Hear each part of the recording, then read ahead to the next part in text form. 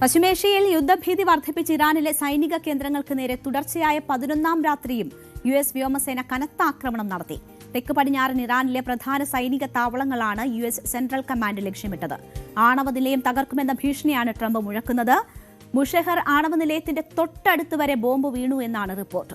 സമാധാന ചർച്ചയ്ക്ക് അമേരിക്ക തയ്യാറാണെന്നും ഇറാനാണ് വരാത്തതെന്നും US secretary of state Marco Rubio കുറ്റപ്പെടുത്തി.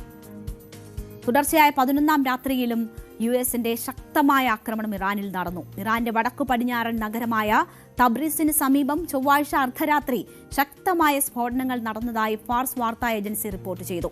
ടെഹ്റാന്റെ വടക്ക് കിഴക്കൻ മേഖലകളിൽ ഇറാൻ വ്യോമ പ്രതിരോധ സംവിധാനങ്ങൾ നിരന്തരം വെടിയുതിർക്കുന്നതിന്റെ ശബ്ദം കേട്ടതായി പ്രദേശവാസികളും വെളിപ്പെടുത്തി.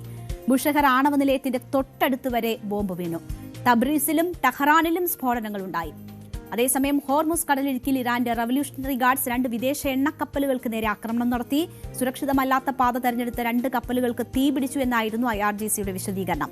കുവൈറ്റിന്റെ വ്യോമാതിർത്തിയിലെത്തിയ ഇറാനിയൻ ഡ്രോണുകൾ വെടിവെച്ചിട്ടെന്ന് കുവൈറ്റ് സൈന്യം അറിയിച്ചു. ഡ്രോൺ ആക്രമണത്തിൽ കുവൈറ്റിലെ പ്രധാന പവർ സ്റ്റേഷനിലും കുടിവെള്ള പ്ലാന്റിലും തീപിടുത്തമുണ്ടായി. ജോർദാനിലെ അൽ അസ്ട്രാഖ് വ്യോമത്താവളത്തിലും ബഹ്റൈനിലെ ഷെയ്ഖ് ഹിസാബ് വ്യോമത്താവളത്തിലും ആക്രമണം നടത്തിയെന്ന് ഇറാൻ അറിയിച്ചു. ചെങ്കടലിൽ ഹൂതികളുടെ നാവിക ഉപരോധം തുടരുകയാണ്. അമേരിക്ക ആക്രമണം ഇറാനു നേരെ ശക്തമാക്കിയതോടെ യമനിലെ ഹൂതി വിമതർ സൗദി അറേബ്യയ്ക്ക് നാവിക ഉപരോധം പ്രഖ്യാപിച്ചു. ഇതേ തുടർന്ന് ചെങ്കടലിലൂടെ നീങ്ങുകയായിരുന്ന 2 ക്രൂഡ് ഓയിൽ ടാങ്കറുകളെ സൗദി തിരിച്ചുവിളിച്ചു. ബാബൽ മാൻഡെബ് കടലിടുക്ക് അടയ്ക്കാൻ ഹൂതികൾ ശ്രമിച്ചാൽ ശക്തമായ തിരിച്ചടി നൽകുമെന്നാണ് അമേരിക്ക വ്യക്തമാക്കിയിരിക്കുന്നത്. എണ്ണവില ഈ ഘട്ടത്തിൽ കുതിച്ചുയരുകയാണ്. ആഗോളതലത്തിൽ ഇന്ധന വിതരണം തടസ്സപ്പെടുമെന്ന ഭീതിയെ തുടർന്നാണ് ക്രൂഡ് ഓയിൽ വില കുതിച്ചുയരുന്നത്. ബ്രെന്റ് ക്രൂഡ് വില ഏതാണ്ട് $91.51 എത്തി എന്ന വിവരമാണ് വരുന്നത്. 71 വരെ താഴ്ന്ന ബ്രെന്റ് ക്രൂഡ് വിലയാണ് ഇപ്പോൾ 90 മുകളിലേക്ക് എത്തിയിരിക്കുന്നത്. ഇറാനുമായുള്ള യുദ്ധത്തിനായി അമേരിക്ക ചെലവഴിച്ച പണത്തിന്റെ കണക്കുകളും പുറത്തുവന്നു. $37.5 ബില്യൺ ചെലവായി എന്ന വെളിപ്പെടുത്തലാണ് വരുന്നത്. ഫണ്ട് അനുവദിക്കുന്ന സെനറ്റ് സമിതിക്ക് മുന്നിൽ പ്രതിരോധ സെക്രട്ടറി പീറ്റ് ഹെഗ്സെത്താണ് ഈ കണക്കുകൾ വെളിപ്പെടുത്തിയത്. മെയ് മാസത്തിന് ശേഷം $8 ബില്യൺ അധികമായി ചെലവായി. അടിയന്തരമായി കൂടുതൽ ഫണ്ട് അനുവദിച്ചില്ലെങ്കിൽ സൈനിക പരിശീലനം ഉൾപ്പെടെ വെട്ടിക്കുറയ്ക്കേണ്ടി വരും എന്ന മുന്നറിയിപ്പും ഹെഗ്സെറ്റ് നൽകുന്നു. അധിക ഫണ്ട് ആവശ്യത്തെ മിക്ക ഡെമോക്രാറ്റുകളും എതിർത്തു. റിപ്പബ്ലിക്കൻ സെനറ്റർമാർക്കും ഇക്കാര്യത്തിൽ അതൃപ്തിയുണ്ട് എന്ന വിവരമാണ് വരുന്നത്.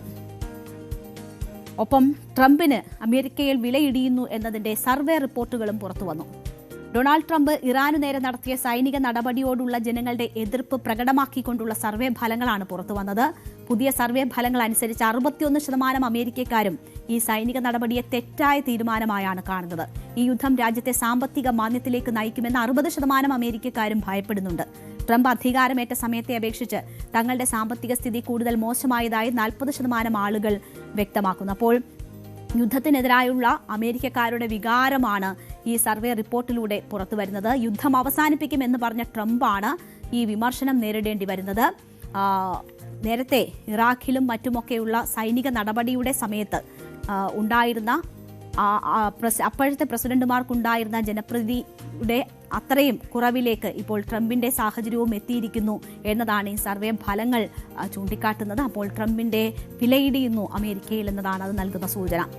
ഇറാൻ ചർച്ചകൾക്കായി ആകാംക്ഷയോടെ കാത്തിരിക്കുകയാണ് എന്ന് അവകാശപ്പെട്ടുകൊണ്ടാണ് ഇതിനിടയിൽ ട്രംപ് രംഗത്ത് വരുന്നത്. പിക്കാക്സ് മൗണ്ടനിലെ ഇറാന്റെ ഭൂഗർഭ ആണവ കേന്ദ്രത്തിൽ വൈകാതെ വൻ ആക്രമണം നടത്തുമെന്ന ഒരു മുന്നറിയിപ്പും ഭീഷണിയും കൂടി ട്രംപ് ഉയർത്തുന്നുണ്ട്. എന്നാൽ ആണവ കേന്ദ്രങ്ങൾക്ക് നേരെയുണ്ടാകുന്ന ഏതൊരു ആക്രമണത്തെയും തുറന്ന യുദ്ധപ്രഖ്യാപനമായി കാണുമെന്നതാണ് ടെഹ്റാന്റെ മുന്നറിയിപ്പ്. ഈ യുദ്ധം എങ്ങനെ അവസാനിക്കുമെന്നത് ഒരു ഉത്തരം കിട്ടാത്ത ചോദ്യമായി അവശേഷിക്കുകയാണ്. ചർച്ചകൾക്ക് പാകിസ്ഥാൻ വഴി ചില ശ്രമങ്ങൾ ഇപ്പോൾ തുടരുന്നുണ്ട്. ഈജിപ്ത്, UAE വിദേശകാര്യ മന്ത്രിമാർ തമ്മിൽ കൂടിക്കാഴ്ച നടന്നു. അതും സമാധാന ചർച്ചകളുടെ ഭാവി സംബന്ധിച്ചായിരുന്നു. ടെഹ്റാൻ സംസാരിക്കാൻ തയ്യാറാകാത്തതാണ് പ്രശ്നം എന്നതാണ് അമേരിക്ക കുറ്റപ്പെടുത്തുന്നത്. എന്നാൽ പാകിസ്ഥാൻ വഴി ചില സന്ദേശങ്ങൾ ഇറാൻ കൈമാറി എന്ന വിവരങ്ങളാണ് ഇപ്പോൾ പുറത്തുവരുന്നത്. ഇത് മാത്രമാണ് ഇപ്പോഴുള്ള പ്രതീക്ഷ. എതിരാകുന്ന ജനവികാരം ട്രംപിന്റെ കണ്ണു തുറപ്പിക്കട്ടെ എന്ന് മാത്രമാണ് ആശിക്കാനുള്ളത്.